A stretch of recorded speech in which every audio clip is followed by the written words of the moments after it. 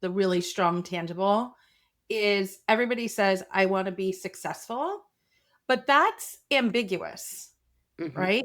You have to get into the details of it.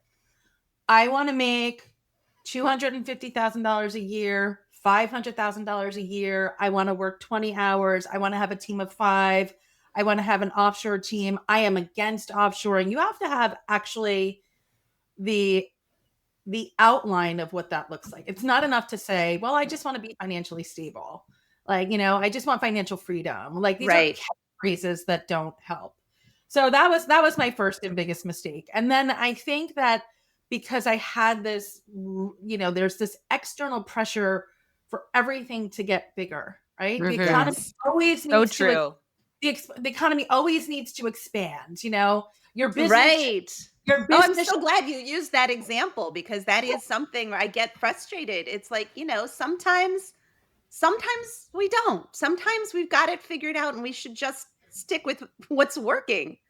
Yeah, and that won't always work forever, right? Because things are constantly changing. But yeah, like I think that we're constantly, chasing the next thing because of this cultural narrative that we're not examining. And so there's this immense pressure to keep growing at all costs. And then what happens is, for me, what happened is I ended up growing so big that my business felt like a runaway bus.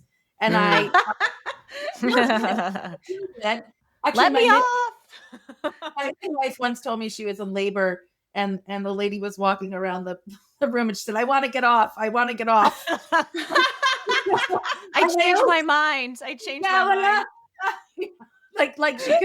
like she could get off the bus, but um, uh, so my business at that point was so big, and for me, I'm not the sole breadwinner. When I first started Good Sense as a corp, I was a divorcee with 2 young children. I eventually got remarried. I had a third child with my husband, and while I wasn't the sole breadwinner, I was the primary breadwinner, and so I couldn't just get off the bus, right? And but that was a very stressful period where it really just felt completely out of control. And I think that's so common for women to feel that way who are running businesses. And it's that we have this, as you were saying, this cultural or societal idea and definition of what success looks like. And then we put pressure on ourselves to follow this ideal of success. Like you said, you grow your revenue to X number of dollars or this many people. And that is not always a fit for everyone. That's right. We're all different. And I like to say everybody has the right size business.